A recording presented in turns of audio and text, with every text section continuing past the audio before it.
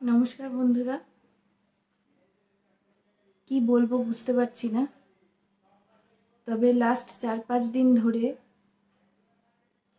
একটা ঘটনা বারবার মাথার মধ্যে ঘুরে ফিরে বেড়াচ্ছে।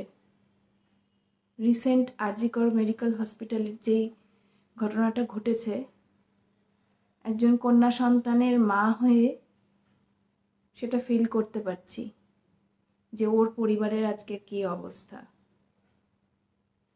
এই মুহূর্তে কোনো ভিডিও ইউটিউবে আপলোড করতে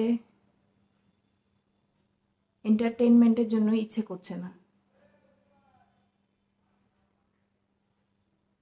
আমরা কালকে স্বাধীনতা দিবস পালন করেছি, 78th independence day of India.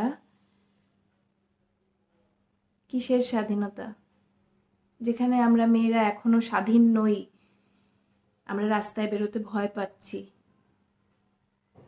আমাদের সেফটি একটা কোয়েশ্চেন মার্ক আছে তাতে। জানি না জাস্টিস পাবো কিনা। আমাদের কোনো স্বাধীনতা এখনো আসেনি। যেদিনকে সব মেয়েরা নির্ভয়ে নির্বিঘ্নে রাত্রিবেলা রাস্তায় বেরোতে পারবে, সুস্থভাবে বাড়ি ফিরতে পারবে, সেই দিন আমাদের আসল স্বাধীনতা হবে। আমার নিজের একটি কন্যা সন্তান আছে, তাই সবসময় ভয় কাঁপছি যে কিভাবে তাকে পরবর্তীকালে পড়াশোনার জন্য বা চাকরি ক্ষেত্রে দূরে পাঠাবো। নিজের জায়গাতেই যদি আমরা সেফ না হই, তাহলে অন্য কোথাও কিভাবে পাঠাবো। জানি না জাস্টিস পাবো কিনা।